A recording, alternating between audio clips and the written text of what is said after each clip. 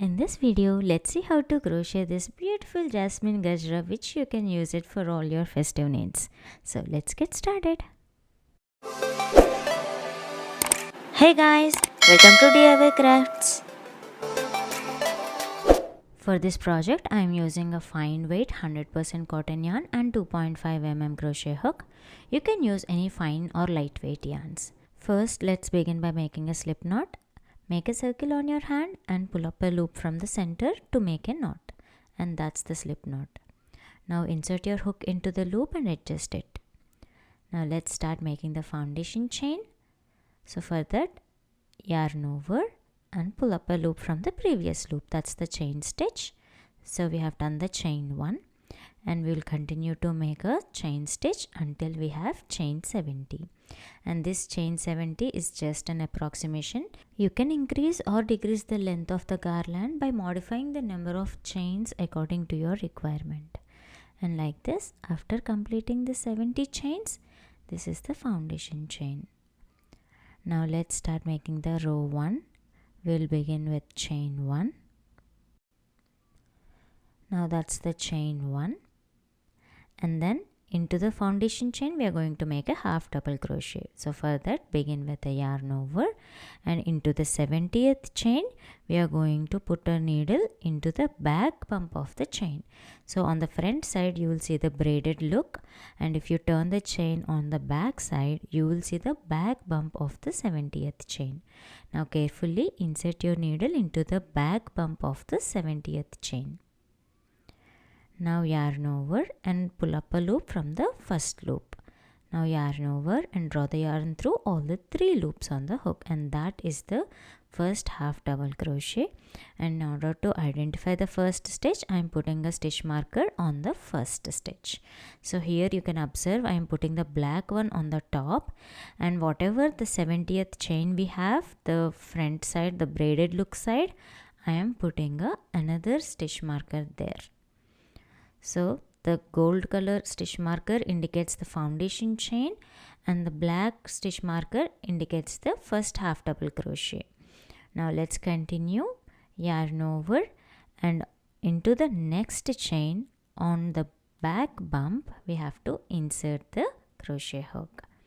So into the back bump insert your needle and then make another half double crochet. So pull up a loop and you will have 3 loops on the hook.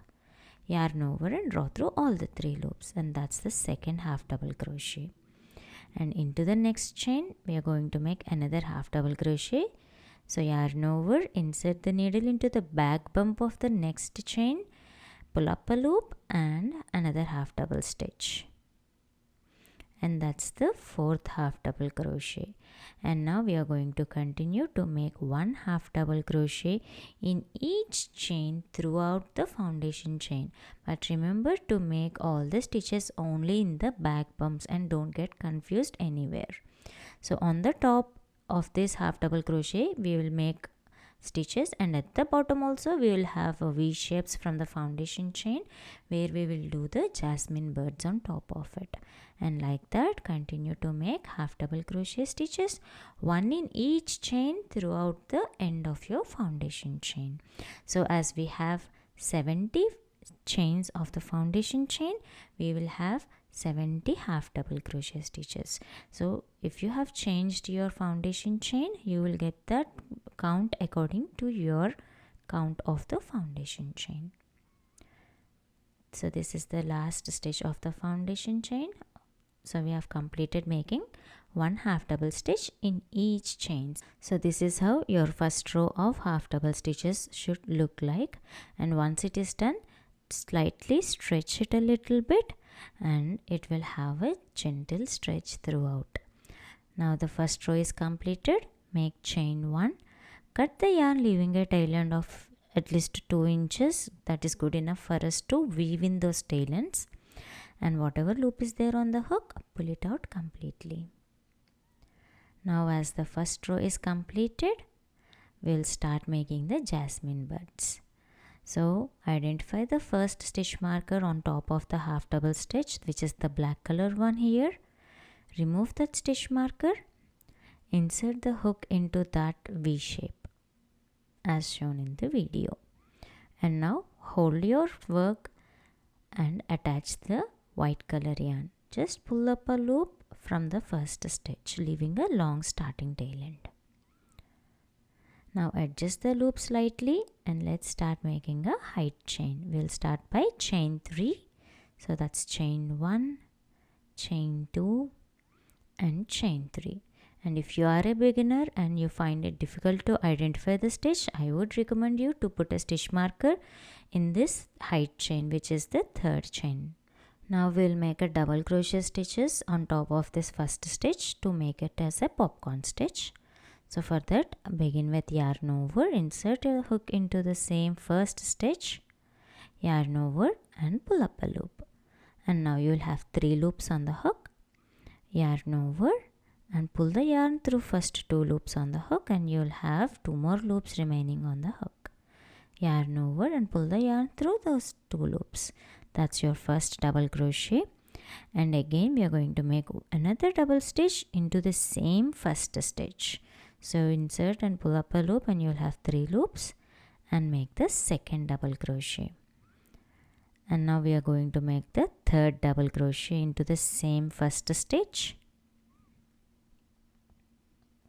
That's the third double crochet, and making the fourth double crochet also into the same stitch. So now chain 3 and 4 DC, we will have total 5, and now we are going to make it like a popcorn stitch.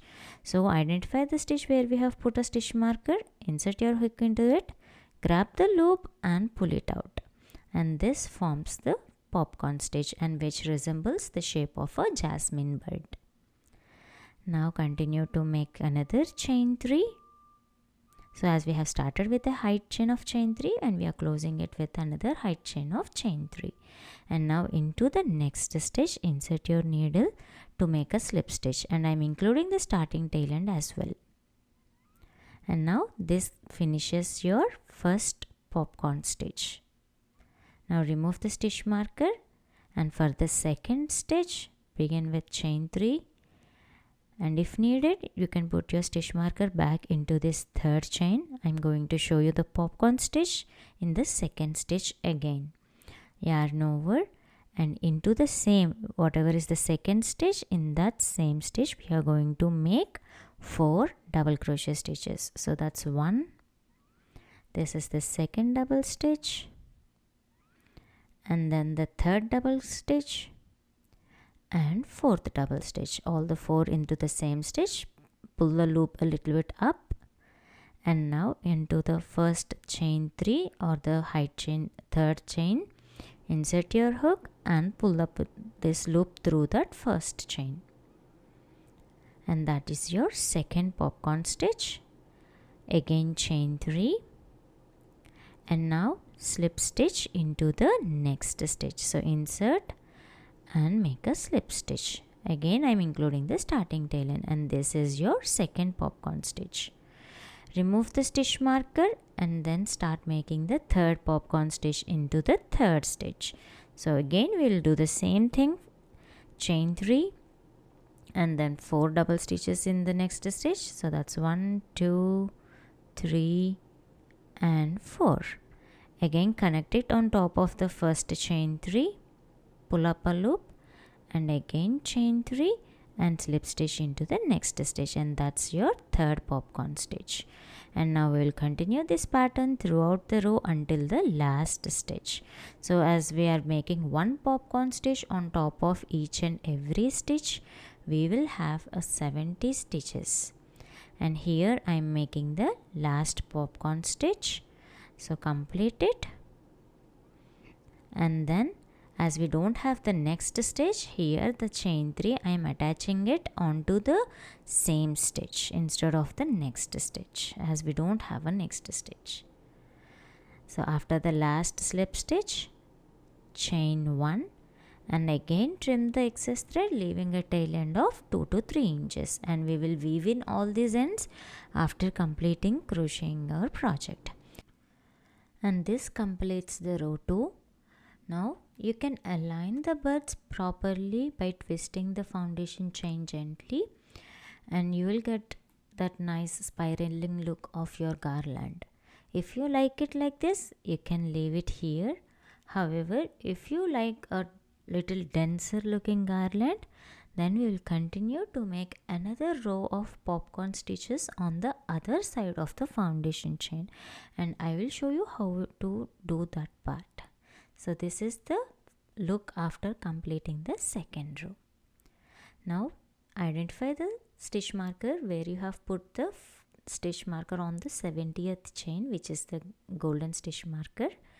And now remove that and put your needle in that foundation chain, which will be your 70th chain. And just like how we have attached the yarn on the half double crochet stitch, we are going to attach the yarn on the other side of the foundation chain, and again begin with chain 3. If needed, you can put a stitch marker on the third chain, and we'll do the same popcorn stitch with 4 double crochet. So that's 1, 2, 3 and 4. Now put your needle into the third chain, connect the popcorn stitch, chain 3, and again slip stitch onto the next stitch. So here the identifying the foundation chain might be a little difficult, but try to understand the shape of the foundation chain where you will see the V shape. And in the next stitch, make another popcorn stitch. I have just speed up the video as it is the same popcorn stitch with 4 double crochet stitches. And if needed, you can slow down the video. Again chain 3 and connect it on the next V shape or next foundation chain and make a slip stitch. Again chain 3 and make another popcorn stitch, and likewise we will continue to make 1 popcorn stitch in each of the foundation chain until you reach the last stitch.